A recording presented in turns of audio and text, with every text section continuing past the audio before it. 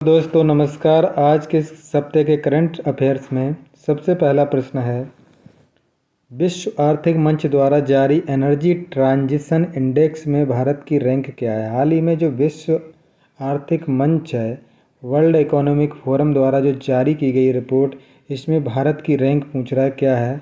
तो इसमें भारत की रैंक है 67। भारत की रैंक है 67 और इसमें शीर्ष पर है स्वीडन। शीर्ष पर कौन है? स्वीडन देश है। उसके बाद टॉप 5 हैं, डेनमार्क है, नॉर्वे है, फिनलैंड और स्विट्जरलैंड है। इसमें 120 देशों को शामिल किया गया। 120 देशों में हमारा भारत 67 नंबर पर है। फीफा वर्ल्ड कप 2023 का आयोजन किस शहर में किया जाएगा? फीफा वर्ल्ड कप 2023 का जो आयोजन है वह सऊदी अरब के जेद्दा में किया जाएगा। सऊदी अरब के जेद्दा में। अगला, संयुक्त राष्ट्र के आउट स्पेस अफेयर्स के नए निदेशक के रूप में किसे नियुक्त किया गया है? नए निदेशक के रूप में किसे नियुक्त किया गया? ये है आरती होला मैनी। विकल्प संख्या हो जाएगा 1। प्रश्न संख्या 4 है, विश्व क्रिकेट में लगातार 100 टेस्ट खेलने वाले हाल ही में पहले गेंदबाज कौन बने? ये पहले खिलाड़ी बने हैं जो लगातार 100 टेस्ट खेलने वाले गेंदबाज हैं। आज तक कोई भी गेंदबाज लगातार 100 टेस्ट नहीं खेल पाया। तो ये हैं हमारे नाथन लियोन। विकल्प संख्या 2, जो ऑस्ट्रेलिया के बॉलर हैं। किस बीमा कंपनी ने प्रीमियम के लिए व्हाट्सएप और यूपीआई से पेमेंट सुविधा की शुरुआत की है? से पेमेंट सेवा की जो शुरुआत की है, ये कौन सी कंपनी है, ये पूछ रहा है। तो ये है हमारी टाटा AIA। विकल्प संख्या 1। अगला है QS world university ranking. QS world university ranking होती है जो हर साल जारी होती है। इसमें भारत का कौन सा एकमात्र संस्थान है जो पहली बार, ये 150 में पहली बार हो रहा है जो भारत का कोई संस्थान टॉप 150 में शामिल हुआ है। तो ये है हमारा IIT बॉम्बे। पहला विकल्प सही हो जाएगा। IIT बॉम्बे एकमात्र स्थान है, इंस्टीट्यूट है भारत का जो 150 में शामिल है। इसकी रैंक है 149। उसके बाद IIT दिल्ली का नंबर आता है जिसकी रैंक है 197। सबसे पहले नंबर पर अमेरिका का मैसाचुसेट्स इंस्टीट्यूट ऑफ टेक्नोलॉजी है। 1 लाख करोड़ रुपए का बाजार पूंजीकरण हासिल करने वाली पहली भारतीय एयरलाइंस हाल ही में कौन सी बनी है? 1 लाख करोड़ का बाजार पूंजीकरण हासिल करने वाली ये कौन सी कंपनी बनी है? तो ये बनी है इंडिगो एयरलाइंस। विकल्प संख्या 2। अगला 8 है, हाल ही में जारी फीफा वर्ल्ड रैंकिंग में भारतीय पुरुष फुटबॉल टीम की रैंकिंग क्या है? भारतीय पुरुष फुटबॉल टीम की रैंकिंग, इसमें पहली बार इतनी अच्छी रैंक आई है और ये रैंक है 100। पहली बार भारत 100 रैंक में पहुंचा है, वरना 100 से ऊपर ही रहा है। किस राज्य ने वन ट्रैप वन ट्री की अभियान की शुरुआत की है? तो ये उत्तर प्रदेश सरकार द्वारा। किस राज्य ने सीनियर राष्ट्रीय महिला फुटबॉल चैंपियनशिप का खिताब जीता है? सीनियर राष्ट्रीय महिला फुटबॉल चैंपियनशिप का खिताब जीता है तमिलनाडु ने हरियाणा को हराकर। एशियाई कबड्डी चैंपियनशिप 2023 का खिताब किस देश ने जीता है? ये जीता है एशियाई जो है हमारा एशियाई कबड्डी चैंपियनशिप। एशियाई कबड्डी चैंपियनशिप का खिताब किसने जीता है? तो ये जीता है हमारा भारत ने। अगला प्रश्न है, हाल ही में विश्व बैंक ने आर्थिक संकट से जूझ रहे श्रीलंका को कितने मिलियन अमेरिकी डॉलर की सहायता की है? तो ये सहायता जो की है विश्व बैंक ने 700 मिलियन डॉलर की। 13 है, उत्तर प्रदेश सरकार ने देसी गायों की खरीद पर कितने रुपए का अनुदान देने की घोषणा की है? उत्तर प्रदेश सरकार जो है साहिवाल, सिंधी, गिर और देवनी जो देसी नस्लें हैं उनकी खरीद पर, या दूसरे राज्य से अगर कोई खरीद रहा है तो उस पर 40,000 तक का अनुदान देने की घोषणा की है। हाल ही में संयुक्त रक्षा अभ्यास एक्वेरियन संपन्न हुआ। ये किन दो देशों के बीच ये अभ्यास था? तो ये भारत और मालदीव के बीच था और ये उत्तराखंड के चौबटिया में अभी हाल ही में ये अभ्यास संपन्न हुआ है। कौन सा राज्य नशीली दवाओं के खतरे से निपटने के लिए एसटीएफ स्थापित करने की योजना बना रहा है? तो ये हमारा हिमाचल प्रदेश। हिमाचल प्रदेश जो है ये योजना बना रहा है।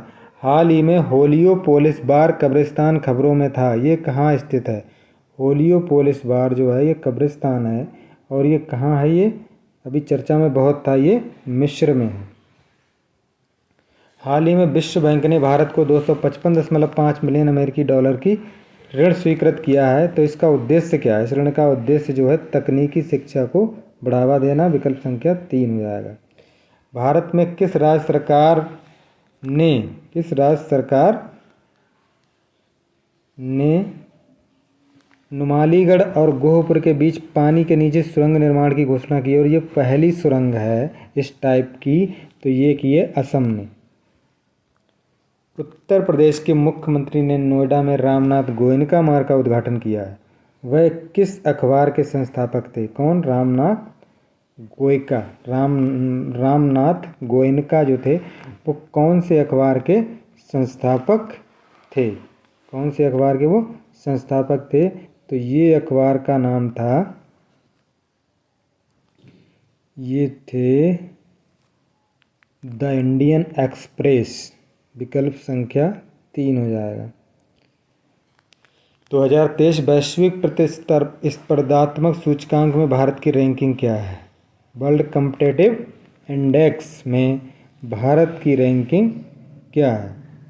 तो ये भारत की रैंकिंग इसमें है 40।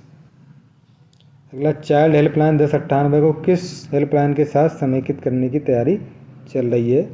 तो इसमें विकल्प हो जाएगा 112 और इसमें इसको भी सम्मिलित करने के, यानी 1098 और 1091 महिला हेल्पलाइन है ये और चाइल्ड हेल्पलाइन को मिला करके तीनों को 112 में शामिल करने की योजना बना रही है सरकार।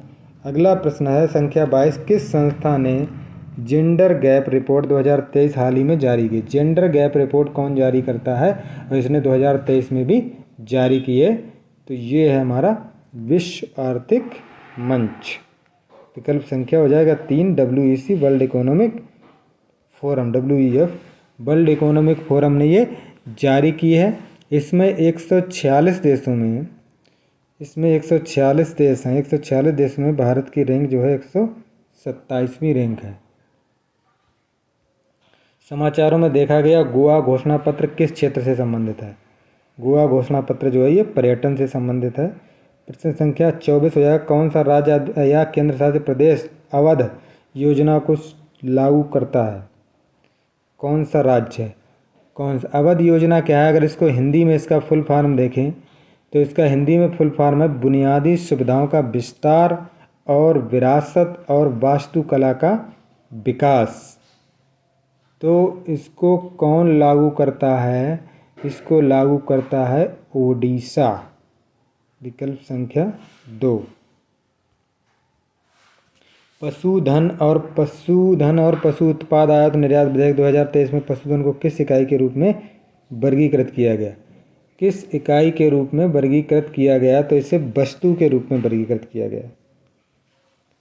कौन सा राज्य या केंद्र शासित प्रदेश गैर अनुरूप औद्योगिक क्षेत्र पुनर्विकास योजना को लागू करने के लिए तैयार है? प्रश्न संख्या 26। इसमें हो जाएगा नई दिल्ली। विकल्प संख्या 3। 26 है विक्टर 6000 जो टाइटन सबमर्सिबल के बचाव अभियान में शामिल था। ये किस देश का था? विक्टर 6000 एक रोबोट था और ये कहाँ का था? फ्रांस का एक रोबोट था जिसने टाइटन सबमर्सिबल बचाव के अभियान में शामिल हुआ था। उसने काफ़ी बचाव कार्य किया था। ग्रीन डायमंड जिससे प्रधानमंत्री मोदी ने अमेरिका के राष्ट्रपति और अमेरिका की प्रथम महिला को प्रस्तुत किया था, ये किस राज्य में विकसित किया गया? ये लैब में निर्मित हीरा था। ग्रीन डायमंड जो था ये नेचुरल डायमंड नहीं था, ये आर्टिफिशियल डायमंड था और लैब में निर्मित किया गया था। ये गुजरात में सूरत में एक लैब है, वहाँ से ये विकसित किया गया था। ये 7.5 कैरेट का था और ये इको फ्रेंडली हीरा था। प्लास्टिक प्रदूषण को संबोधित करने के लिए किस संस्था ने मानक IS 18-267-223 जारी किया है? ये किस संस्था ने जारी किया है? तो ये किया BIS ने, ब्यूरो ऑफ इंडियन स्टैंडर्ड। जोहा चावल जो समाचारों में देखा गया किस राज्य या केंद्र शासित प्रदेश से है? जोहा चावल जो है ये भी समाचारों में बहुत चर्चा में था, और ये किस राज्य का है? ये असम का है। असम का सुगंधित चावल है, और ये लो शुगर होता है, इसमें लो शुगर, और ये डायबिटीज़ के जो मरीज होते हैं उनके लिए बहुत ही लाभदायक है। पुरातत्वविद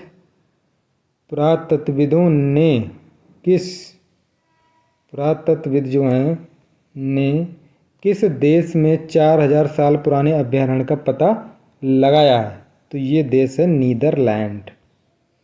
अगला है कौन सा देश खनिज सुरक्षा साझेदारी मिनरल्स सिक्योरिटी पार्टनरशिप MSP का नेतृत्व कर रहा है? तो ये है अमेरिका है। अमेरिका इसका नेतृत्व कर रहा है, और हाल ही में भारत भी 12 अपने सहयोगियों के साथ और यूरोपियन यूनियन के साथ अभी इसका सदस्य बना है। किस शहर की मेट्रो कॉरपोरेशन ने मोबाइल आधारित QR कोड टिकटिंग सिस्टम लागू किया? मोबाइल आधारित QR कोड सिस्टम टिकट के लिए जारी किया है, तो ये किया दिल्ली मेट्रो रेल कॉरपोरेशन ने। अगला 34 है, हाल ही में किस राज्य सरकार में स्कूल में वीर सावरकर की जीवनी पढ़ाने का निर्णय लिया गया है? तो ये मध्य प्रदेश सरकार ने ये निर्णय लिया है। अंतर्राष्ट्रीय क्षुद्र ग्रह दिवस कब मनाया जाता है? अंतर्राष्ट्रीय क्षुद्र ग्रह दिवस ये मनाया जाता है हमारा 30 जून को। अगला, हाल ही में ग्लोबल इंडियन आइकन से कौन सम्मानित हुआ? ग्लोबल इंडियन आइकन से कौन सम्मानित हुआ है? तो ये हुई है हमारी बॉक्सर MC मैरी कॉम। राष्ट्रीय सांख्यिकी दिवस कब मनाया जाता है? राष्ट्रीय सांख्यिकी दिवस मनाया जाता है 29 जून को, विकल्प संख्या 3। सड़क नेटवर्क के मामले हैं, सड़क नेटवर्क के मामले में है नहीं होगा यहाँ पे। सड़क नेटवर्क के मामले में अमेरिका के बाद दूसरे स्थान पर हाल ही में कौन सा देश पहुँच गया? तो ये पहुँच गया हमारा भारत। IPS डॉक्टर शेख दरवेश साहब को किस राज्य का DGP नियुक्त किया गया है? शेख दरवेश साहब को केरल का DGP नियुक्त किया गया है, director general of police. ICC ODI world cup 2023 का फाइनल कहाँ खेला जाएगा? ये खेला जाएगा नरेंद्र मोदी स्टेडियम, गुजरात, अहमदाबाद में। अगला है 41, हाल ही में मिस्र के सर्वोच्च सम्मान ऑर्डर ऑफ द नाइल से किसे सम्मानित किया गया? मिस्र का सर्वोच्च सम्मान है, और इससे हमारे भारत के प्रधानमंत्री श्री नरेंद्र मोदी को सम्मानित किया गया है। 27 जून 2023 को प्रधानमंत्री मोदी द्वारा सिकल सेल एनीमिया मिशन 2047 का शुभारंभ कहाँ से किया गया? 27 जून 2023 को कहाँ से शुरू किया गया? तो ये मध्य प्रदेश में एक शहडोल नामक जगह है, शहडोल नामक जगह से शुरू किया।